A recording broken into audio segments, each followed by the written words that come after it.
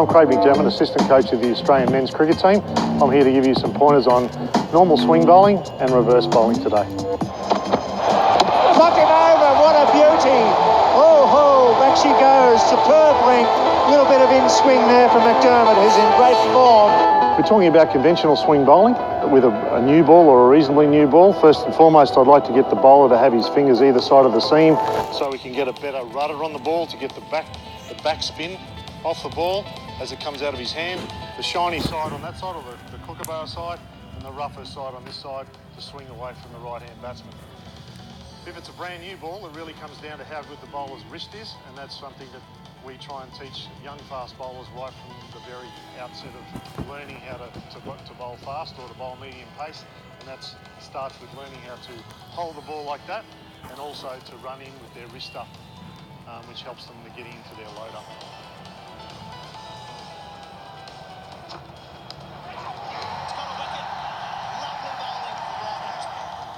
If you're looking at somebody like Ryan Harris, James Pattinson, Glenn McGrath, a lot of those very, very good fast bowlers have always run in with their wrist up. Brett Lee, always trying to keep their wrist and their running style in the same arm path. So when you come into your load up, everything stays in the same arm path, so that breeds consistency on how that ball is delivered at the other end, and obviously how it comes out of your wrist at the end of the day. A bit of grass on the surface. Oh, well bowled. Could have batted that one. No, he's given him. He's out to another one of those balls that swung back into him. With in-swing bowling is a little bit different. Of course, sometimes bowlers like to tilt the ball in their hand a little bit. Certainly from a personal point of view, I used to just try and use my wrist. So that was my outswing and that was my in-swing. And when you're finishing off your in-swing action, not to come across your body like you do with an outswing delivery, try to come down more on the inside of your body there, so that breeds a better seam position to be able to swing the ball back in. And obviously, if you are going to swing the ball back in, you're going to start the ball on a different line, say on 5th stump line, to bring the ball back in, as opposed to 4th stump line when you're trying to bowl an outswing ball to an right-hand batsman. It's beautifully bowled. Full credit to Fleming. He's got the outswinger working beautifully. He's bowled a perfect line. He does it again. Got him this time. A beautiful line.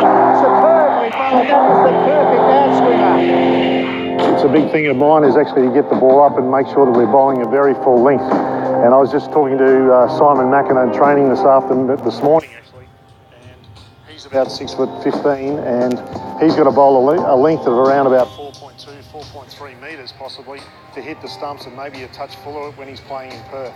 So if we go back to schoolboy cricket or club cricket, around that 4.6, 4.7 metre mark is the optimum length, I think, to actually not only swing the ball, but also to enable us to hit the stumps. So that's LBWs in clean bowls and caught behinds, and that's the three most used ways we get guys out.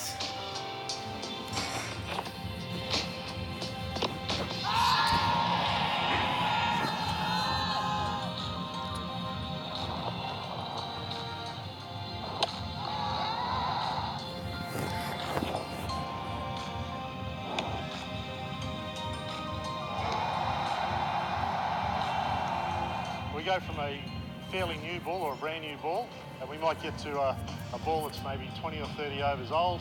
You can find a ball that's actually a little bit more scuffed up on one side and still remains reasonably smooth and even shiny on one side. On some occasions, both sides look very similar, but one side is smooth and the other one gets scuffed up. It's handy if your spinner gets hit into a car park somewhere and it gets roughed up a bit quicker. But certainly when the ball gets hit into the fence, it might get thrown back into a wicket that's on the side of a first class wicket and gets scuffed up. Just general wear and tear. You try and keep that side very dry, but obviously those scuff marks help the ball reverse the other way.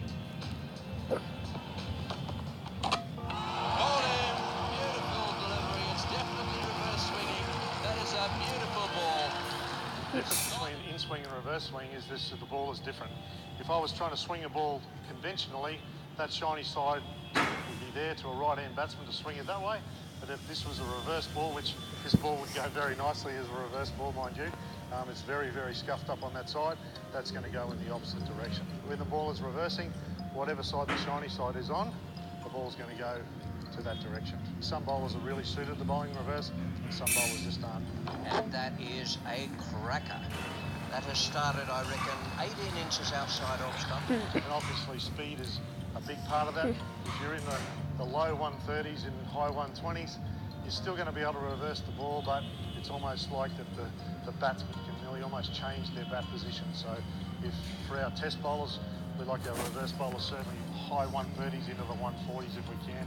And that's why Rhino and Paddo and Peter Siddle of late, and also Mitchell Johnson are very good at that because they've got the speed.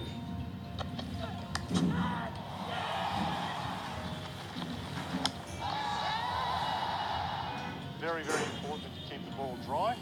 From my side, I used to like to look after the shining of my own cherry, I suppose, and it's making sure that you look after that ball, and that's a big part of training young fast bowlers, even at the age of 10, 11, 12 now. If they're trying to swing the ball, we need to try and actually teach them how to look after the ball. That's a very big part of a young fast bowler's learning curve.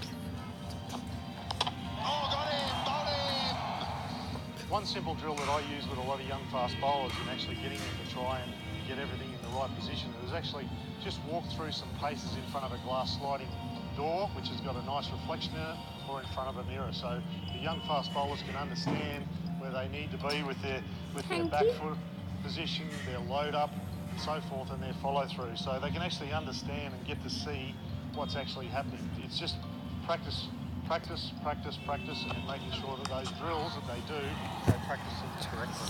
If you're coaching a young fast bowler, making sure that they do some good run-throughs each day with a ball in their hand. It's a very difficult thing for a young bowler to learn how to run with 142 grams or 156 grams in their hand and then get into a proper load-up position.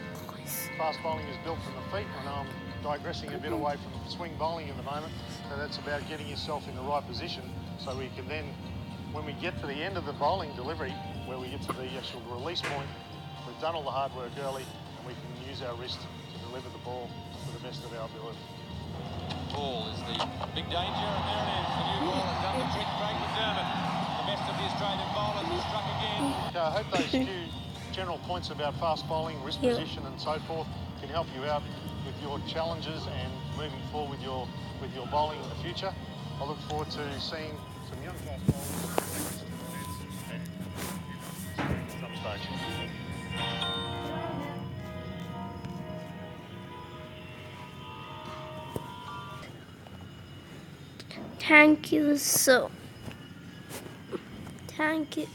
Thank you guys. Please subscribe this channel and press the bell icon and comment us how was the video.